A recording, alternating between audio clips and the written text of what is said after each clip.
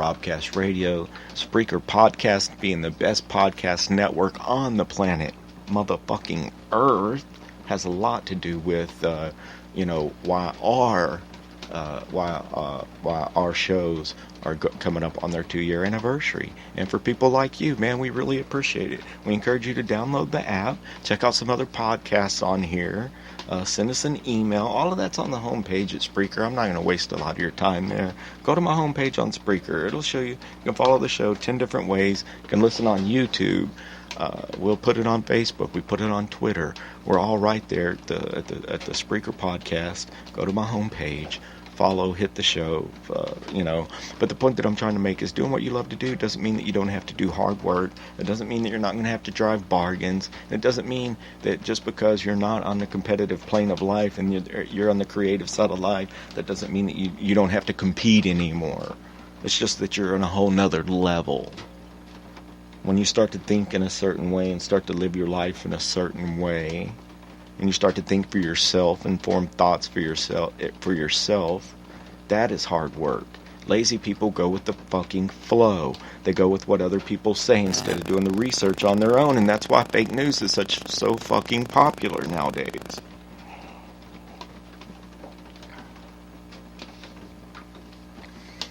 It doesn't mean that you're not going to have to do hard work to do what you love to do.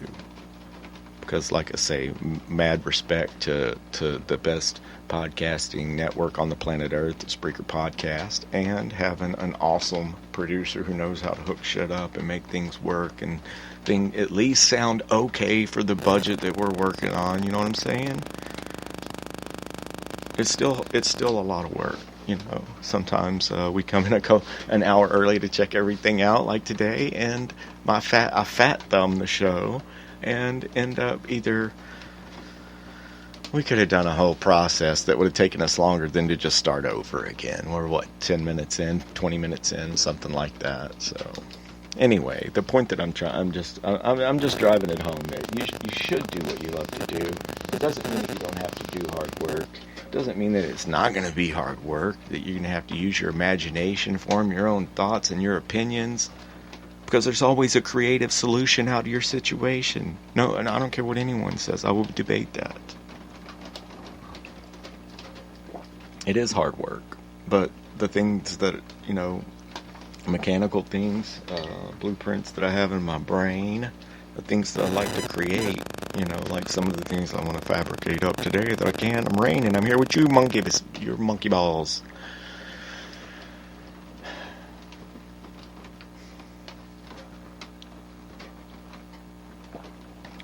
It's a lot of work, but sometimes I'll build things that I know will not work. I'll fabricate things that I know will not work. That was going to give me the idea. I'm going to have to see how all this linkage and everything works to a one-of-a-kind item before I know. I'm going to have to tweak that, maybe make a new bracket or readjust my degrees of how everything falls into place. But just like I tell you guys here at the show, we're going to bring you what we got when we got it. We're not going to make excuses. We're going to make something happen. Speaking of making something happen, we have another show that's specifically about pertains to motorcycles, motorcyclists, motorcycle enthusiasts, and it's called LBBR. Right here also at Robcast Radio. Check it out if you like motorcycles. Check out LBBR. Pardon me. But one of my main vents about motorcycling, okay, is rickety ass motorcycles, right, that shouldn't be on the road. And I'll just tell you quickly. Hold on, guys. Now I'll tell you, I have a thing about rickety-ass motorcycles going down the road. And if it's something that I'm going to ride, or my sister's going to be on the back of, you know what I'm saying? Or I look at whenever I was in the technical trade, and service manager, shout out Houston Cycle. What's up? What's up, Jim? Jim Sager? What's up? Tigger! Like, we know Tigger's listening right now. He's got nothing better to do. Oh, Monday, he's off. Figure you could be listening, buddy. You been up to Lake Travis lately, man? I need to come by there and just have a cup of coffee with you and catch up. But one of my main vents on LBBR, man, is subpar mechanical doings on these motorcycles. And I just made myself a note because I'm going to bring up a motorcycle that my brother-in-law brought over for me to work on. And I knew that my sister was going to be on the back of it. However, I did see, like, coming in out here into the Hollywood Lakes outside of Angleton, Texas. I was at our convenience store, bodega. I was at the convenience store, and I hear something rattling its ass off coming up the road. And it was a crotch rocket, and it was a leader bike. It was a big crotch rocket. It was at least a 600, could have been a 750, might have been a 1000. Don't know, because guess what? It had been wrecked so many times and baling wired back together so many times you couldn't tell what it was, okay? B, the chain sounded like it was fixing to rock off of it, okay? It was nighttime. The motorcycle did not have a tail light, okay? When it rattled by, I see that it has a male driver, maybe early 20s, and a female passenger, again, 18, 20-something years old. Neither one of them had on a helmet. The damn thing sounded like it was going to come apart at any second, and it didn't have a tail light at night, and neither one of them had on a helmet. I cannot count the things that could go wrong there. You know what I'm saying? Like, when they teach you in driver's ed, like, you've got, like, you're doing this wrong, you're doing that wrong, you're doing that wrong. That means that triples your chances if you're preoccupied, you're eating while you're driving. That quadruples the chances if you're on your phone and you're driving, you're texting and driving. You know what I mean? Oh, man, oh, man. So rickety-ass motorcycles on the road happens to be one of my events on there. Because it's not, I mean, a car, you have a blowout, you pull off to the side of the road, hopefully everything's okay. It's not the same story. Think about it. You're on a motorcycle. The only thing between you and the road is the road, guys. Because you have a blowout. Let's say front tire blows out, wraps up in your front brakes. Guess what? You're fixing to fucking go over your front forks hard. And you're going to eat some freeway hard. It's not going to be a good fucking day for you. And all this is just because I heard on the news this morning, it's raining. Every once in a while I do turn on the news. However, I don't agree with it. Oh, it gets on my fucking nerves. How they just want to rip you. Like, you think the news is there to help you when a natural disaster or something like that. I'll tell you guys maybe another day my personal experience with this. But you think the news people are here. Oh, the news people are here. They care. You know? I've just been through something that's really fucked up. The news people are here and they want to talk to me about it. They care. They want to talk to me about it. Let me tell you a secret. They don't give a fuck. And you look back at that interview at one of the most fucked up moments in your life and see that they just reached in there and they were pulling these nuggets out. Just pulling them out. Like, no, wait, there's a tear in his eye there. Pull that out. Because then I went back and you look at it and you say, wait, man, they see that I'm starting to tear up here. I've just been through some fucked up shit. And then they go back. No, I'm starting to talk about something else, about being blessed and whatever. No, go back. Why were you getting all fucked up in the head? Why'd you look like you were fixing to cry? What were you thinking about there? How about this? Lick my motherfucking balls, because where were you, a day later, a month later, or a year later, until something else really fucked up happens, until something really, really, really messed up happens in your community or in your life.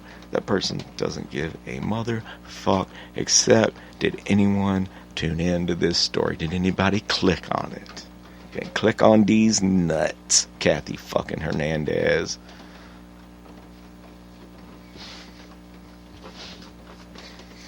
Okay, so back to another. It is going to be a beautiful day this afternoon, guys. It might be a little bit rainy and a little bit cloudy and a little bit messed up right now. And you might be a beautiful young lady. The kids, oh, they're not at school. You can't get into the top drawer and grab your vibrator right now. Everyone's fucking running around the house. So you're going to be in a mood until tomorrow at about 10 a.m., huh? Till you can meow, wow, wow, double click that mouse, baby. Then you can clean house. Double click the mouse and then you can clean the house. Yeah, yeah.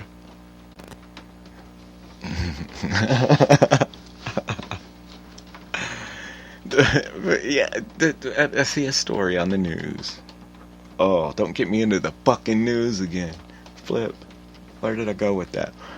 But I see that 6 miles south of Freeport, right, that there is a mayday, and that's terrible, that's horrible, okay? That there was a boat fire, and that luckily that they were able to get to the gentlemen that were offshore, 6 miles offshore, and they were able to rescue them, and the boat finished burning at sea, I believe. Yeah, until the boat burned and then went into the ocean. And then another, right out off of the jetties in Surfside Beach, a boat capsized. And one man, the last I heard, the one gentleman made it to shore, and he hadn't found his friend. So, man, we'll say a prayer. I think I might have heard that they found his friend and he's okay, but I'm not 100% sure because, you know, multitasking, trying to get you guys going and trying to, chew bubble gum and jerk off at the same time. Oh, hot coffee. And that brings me to this point, okay? I wonder, okay, again, whenever you're in a car and your car breaks down, yes, you're in some danger, but it's not like you're in, let's say, you're 6 miles offshore, or you're anywhere, you know, there are even certain places. We've gone kayaking before, and just say we're 3 kayaks crossing the bay, and if I did not have a support crew with me the way that I had that day, I may not be here, guys. You know what I'm saying? So what I'm saying is the way that I get on to the way that my main vent about the LBBR Robcast is, or LBBR, the fucking motorcycle show we do, is rickety motorcycles being on the road. You know that when something happens on a bike, you know it's a whole different thing whenever something goes wrong. Well, also on the ocean, it's a whole other thing. Even, you know, in the creeks, in the bay, in the bayou, whatever, it's a whole nother level. Whenever you're out there, you gotta have all of your proper safety equipment. You know, that's why whenever the game warden out there on the water stops you, whatever, you know, I always say to back the badge, and that's one of the main ones. Fucking the conservation, the guys that are out there making sure that we don't have people poaching, and we got these motherfuckers that keep leaving fucking glass bottles on Bryan Beach. Well, let a bunch of good old boys catch y'all out there. We will make you clean your fucking shit up right there. I'm telling you right now. That's bullshit. Ain't nobody got fucking the time or effort or whatever. If you're gonna use our public resources, clean the fuck up after yourself. You know? The reason we don't have the fucking trash cans every so often we used to have out there is because some dickhead went out there and pushed them all over in his 4x4. Like, woohoo, I'm gonna go out here and push over all the fucking trash cans like a big dickhole. Yee-hoo! Look at me, my 4-wheel drive! Woo-hoo! I'm all muddy. I'm all driving around all muddy. Can't see nothing. Woo-hoo! Got me a big old nutsack hanging off the hitch in the back. Woo-hoo! I like to drink beer. Get the fuck out of here.